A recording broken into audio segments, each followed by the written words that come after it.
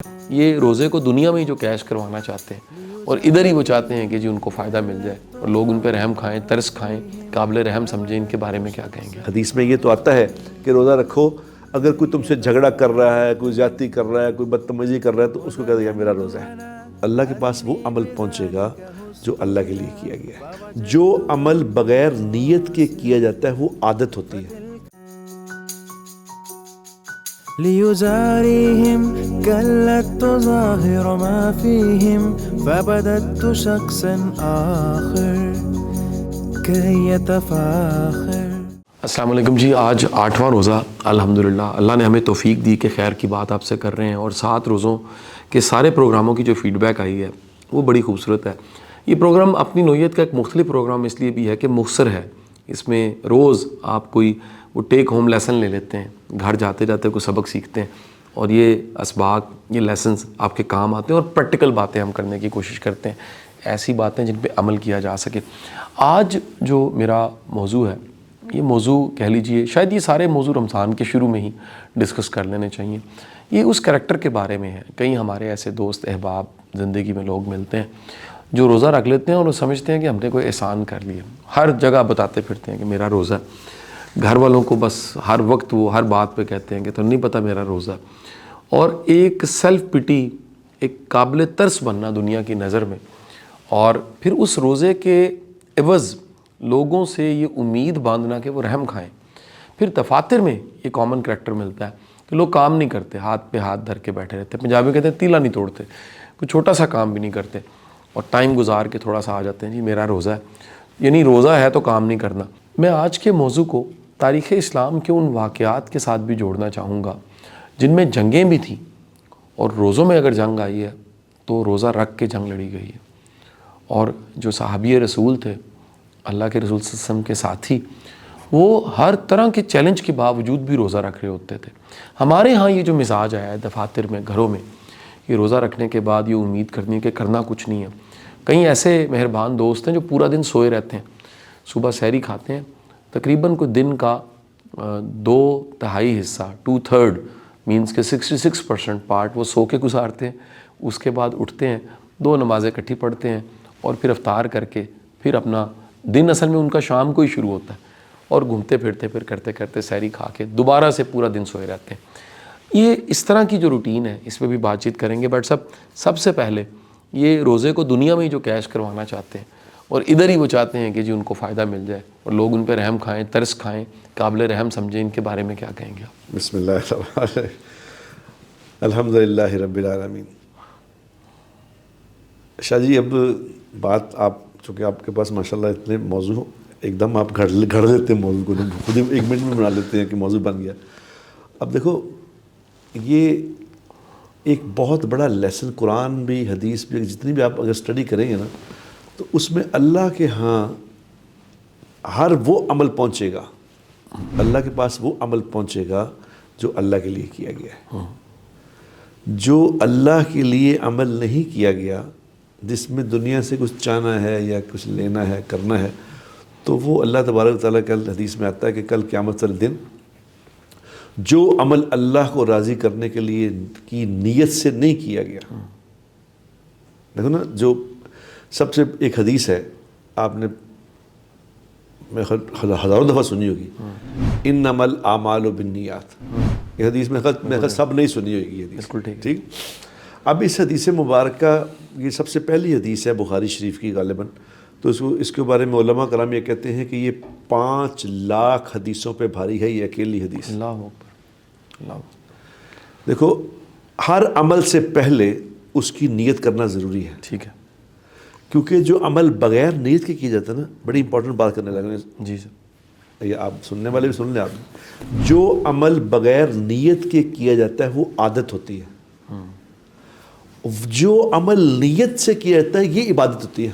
ہاں اس لیے عادت اور عبادت میں فرق ہے۔ بالکل ٹھیک۔ اگر آپ نے کوئی نیک عمل کر کے لوگوں سے ہی چاہنا ہے، لوگوں دے پار پڑے، تمہیں پتہ نہیں میرا روزہ ہے، ہاں تمہیں پتہ نہیں میرا روزہ، تو وہ تو پھر اس وہ کہتے ہیں لطیفے بھی بننے مراسی کی طرح ہو گیا۔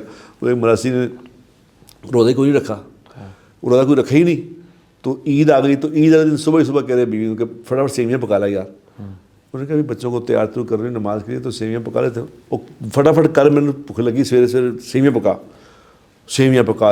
اس کئی جا اس نے کہا حاجی صاحب روزہ تسی ایک نہیں رکھیا تے سیویاں دا رولا پایا. انہوں نے کہا تیرا کی مطلب ہے, روزہ تو میں نہیں رکھیا ہوں سیویاں بھی نہ کھاواں بالکل ہی کافر ہو جاؤں.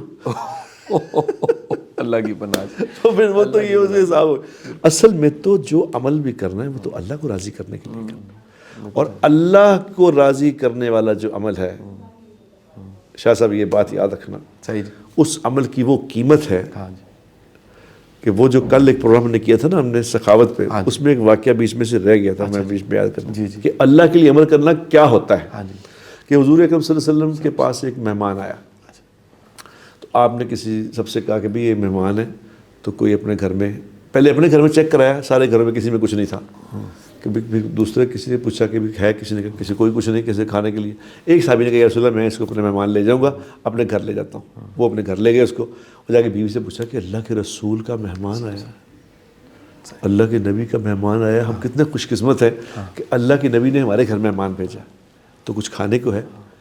اس نے کہا خدا کی قسم وہی ہے جو بچوں کے لیے رکھا ہے کچھ, اور کچھ ہمارے لیے ہے, تو اور اضافی تو کچھ بھی نہیں ہے. تو کوئی بات نہیں, تم اپنا ایسا کرو تو کھانا جو بھی ہے نا لے آؤ, اور تم چراغ کو ٹھیک کرنے کے بہانے بجھا دینا اس کو, تو ہم ساتھ بیٹھ جائیں گے. اس میں پردے کا حکم ابھی نہیں آیا تھا, ہم ساتھ بیٹھ جائیں گے, ہم ایسے منہ ہلاتے رہیں گے, کھانا وہ کھا لے گا, اللہ کے نبی کا مہمان ہے.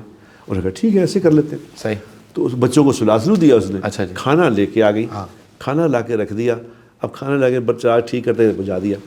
اب وہ کھانا شروع ہوئے, یہ ساتھ منہ ہلاتے رہے, اس نے سارا کھانا کھا لیا, اس کا پیٹ بھر گیا, خوب سر گیا, اور یہ بالکل بھوکے رہ گئے. ابھی اس کو سلا دیا, کھانا کھونا کھلا کے سو دیا. صبح جب حضور اکرم صلی اللہ علیہ وسلم کے پاس نماز میں گئے تو جبرائیل بھی آ گئے ادھر سے. جبرائیل نے آ کے کہا یا رسول اللہ آپ کے کچھ خادم ایسے ہیں جو اللہ کو راضی کرنے کے لیے دوسروں کو کھانا کھلا دیتے ہیں, خود بھوکے رہتے ہیں. اس کا واقعہ جو اللہ کے لیے کھانا کھلایا تھا یہ قرآن میں آ گیا, یعنی قرآن میں اس کے لیے اللہ نے قرآن ہی اتار دیا. اللہ اکبر. کہ صرف اللہ کو راضی کرنے کے لیے عمل کی قیمت شاہ جی اس کی لگنی ہے جو اللہ کو راضی کرنے کے لیے. کیا بات. یہ روزہ رکھ کے, حدیث میں یہ تو آتا ہے کہ روزہ رکھو, اگر کوئی تم سے جھگڑا کر رہا ہے, کوئی زیادتی کر رہا ہے, کوئی بدتمیزی کر رہا ہے, تو اس کو کہہ دیا میرا روزہ ہے. یہ تو کیا گیا, یہ نہیں کیا گیا کہ تو میرا روزہ, پتہ نہیں میرا روزہ ہے, اس کو ہتھیار بنا لینا. بالکل صحیح. اس طرح نہیں, روزہ رکھیں, صحیح جی, اللہ کو راضی کریں. صحیح جی. آپ سب کا بہت شکریہ. آج مختصر سا موضوع تھا, اور یہ بالخصوص میرے ذہن میں جو بات تھی یہ ان لوگوں کے بارے میں تھی جو دفاتر میں کام کر رہے ہیں اور جگہ جگہ جا رہے ہیں اور بار بار یہ کہہ رہے ہیں کہ جی میرا تو روزہ ہے اور میں نے کام نہیں کرنا. بڑے ایسے دفاتر ہیں, یقین کیجئے لوگ وہاں جاتے ہیں, وہ کہتے ہیں کہ جی جو وہاں پر کام کرنے والے ہیں وہ کو رزلٹ ہی نہیں دے رہے, فائل ہی موو نہیں کر رہے, اور کہتے ہیں جی روزے ہیں تو روزہ بڑا لگ رہا ہے, ہم کیا کام کریں. اچھا سوری شاہ جی, آپ معافی کیجیے گا, اس میں ایک بات میں بھی ایڈ بھی کر دوں کر آپ ضرور ضرور سر. اب یہ سعودی عرب وغیرہ میں یا یو اے ای وغیرہ میں نا یہ ایک نیا ٹرینڈ چلا ہے کہ وہ ساری رات جاگتے ہیں, روزہ رکھ کے پھر سو جاتے ہیں, تو پھر کہیں اٹھتے ہیں کبھی عصر کے پاس جا کے, وہی جو ہے نمازیں اکٹھے پڑھ کے. روزے کا مقصد یہ ہرگز نہیں ہے کہ آپ سارا کام چھوڑ کے روزے, ہاں یہ مقصد روزے کا ہے کہ روزے میں اپنے کام مختصر کر کے زیادہ عبادت میں لگیں, زیادہ قرآن میں لگیں, زیادہ اعمال میں لگیں. یہ تو ہے, ٹھیک ہے, یہ نہیں کہ روزہ رکھ کے تو سو جاؤ. بالکل ٹھیک, ویلا بیٹھنا نہیں, ایسا نہیں, ویلا بیٹھنا نہیں. بہت شکریہ جی. نئے موضوع کے ساتھ انشاءاللہ کل بات چیت ہوتی ہے, ہمیں فیڈ بیک ضرور دیجیے گا. بہت شکریہ. ليزاريهم كلا تظاهر ما فيهم فبدت شخصا آخر كي يتفاخر